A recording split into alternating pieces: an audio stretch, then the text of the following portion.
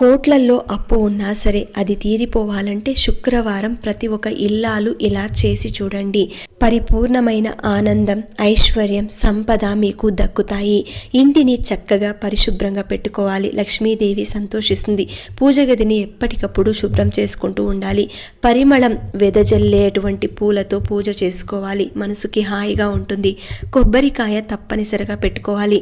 కొబ్బరికాయని శ్రీఫలం అంటారు. అంటే లక్ష్మీ ఫలం, అత్యంత స్వచ్ఛమైనది కాబట్టి దీన్ని ఇంట్లో ఉంచుకుంటే లక్ష్మీదేవిని ఆహ్వానించినట్టు అవుతుంది.